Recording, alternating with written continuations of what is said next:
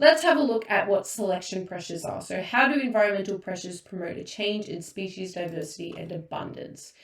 So firstly, what is the theory of evolution by natural selection? So the change in a species over many generations as a result of natural selection of favorable characteristics.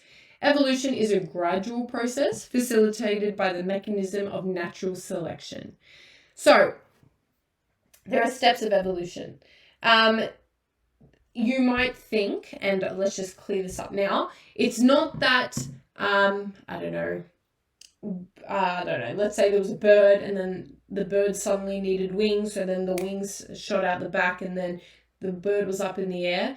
No, what happened was there was some organisms, some of them had wings, and then the ones that were able to fly successfully were selected for, meaning they were able to exist and continue to have children and continue to survive, and the others died. Now, over time, wings would start to develop but that would be a really, really, really long process. Natural selection doesn't define that process though. What natural selection defines is things being selected for or things being selected against.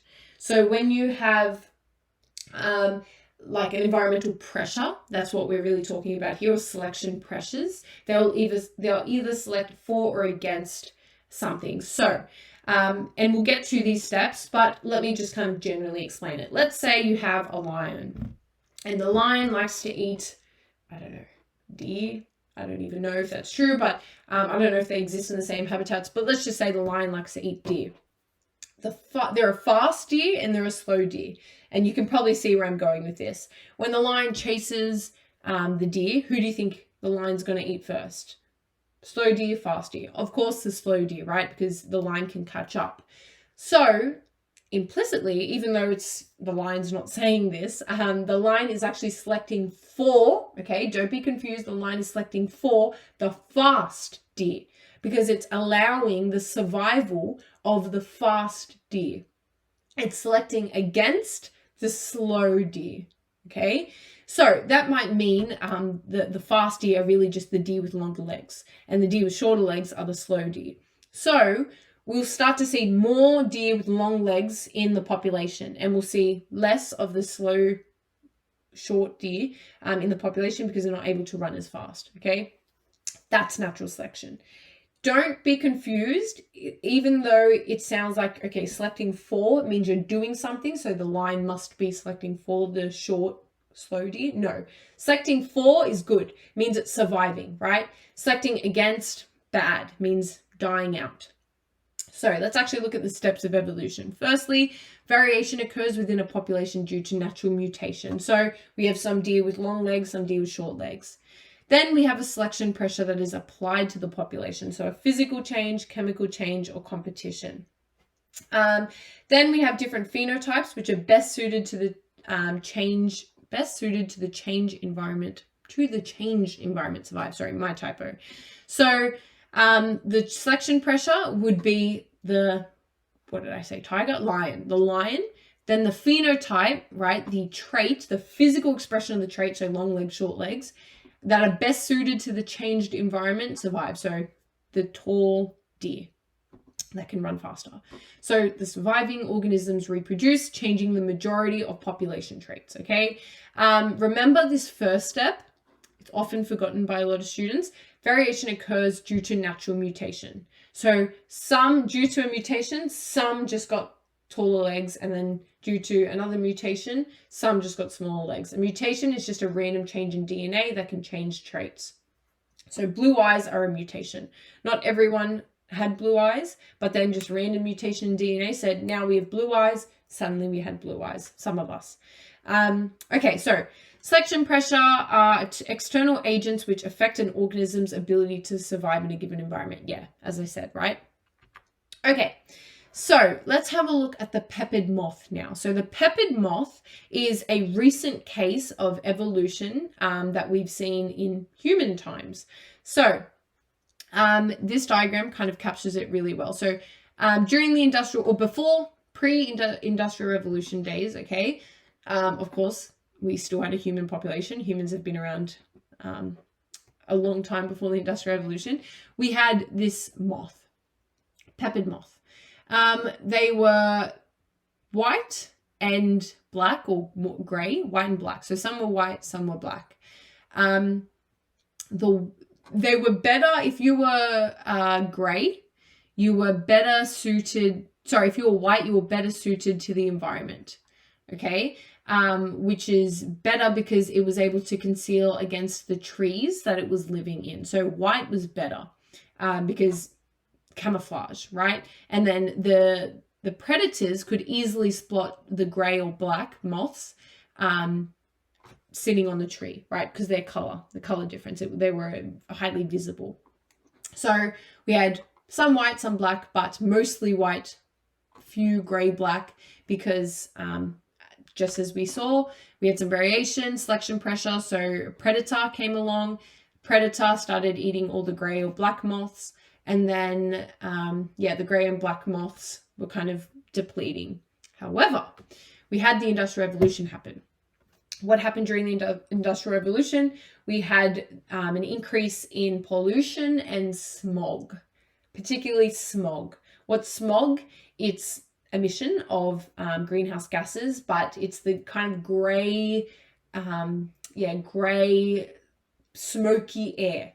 Okay, so what started to happen, because the air was grey and smoky, it actually became better for those grey black moths because they were able to be better concealed by the smog. Whereas the white moths, against the grey and the grey black of the smog, were able to be detected really easily. So then what started to happen? The predators, the predators were able to see the white moths much clearer than they were able to see the grey moths. So the reverse started happening than what we saw before. They started to eat the white moths, okay? And then we started to see less and less white moths, and finally a full population of grey moths, okay? And that's a recent case of evolution. That proves Charles Darwin's theory of evolution by natural selection, okay? Before we had grey-black moths being selected against, the white moths being selected for. Then Industrial Revolution happened and we had white moths being selected against, black-grey moths being selected for. Okay, now let's look at some selection pressures. So selection pressures are external agents which affect an organism's ability to survive in a given environment. So in the last two examples I gave you, the lion was a selection pressure, and then here the predation or predator was a selection pressure. Selection pressure is the thing that's either selects for or against. This could also include resource availability. So if there's a river and a certain plant needs to be partially in the river to survive, the ones closer to the river or partially submerged in the river will survive, and the ones far away from the river won't survive. So resource availability is another selection pressure. Environmental conditions. Let's say we have strawberries. Some strawberries are resistant to drought, others aren't. Selection pressure comes along, which would be a drought. It's selecting for the ones that are resistant to a drought, and it's selecting against the ones that aren't resistant to a drought. And then there are biological factors. So that would be like predation, competition. So in one way, let's flip it and say that, okay, we'll keep the lion thing, short legs, tall legs, but let's also say that for the deer, the ones with faster legs are able to get, what do deer eat? Sorry, I'm trying to make this up as I go. I think deer eat grass. Okay, let's imagine deer eat, I don't know, some kind of smaller organism. I actually have no idea, but nonetheless, let's say they eat something smaller that still runs.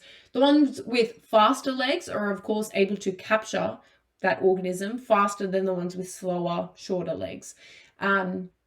So that means that there's competition, right? So competition can also be a selection pressure.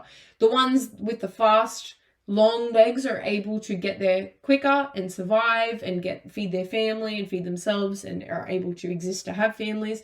The ones that don't have the long legs and are slow, starve, die out.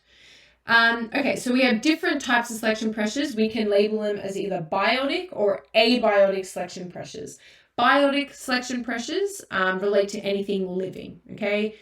Bio means living, biotic means living. So, for example, organisms living in the same ecosystem, competition, as I just said, not just for food but also territory. This is where I live. Predation and disease.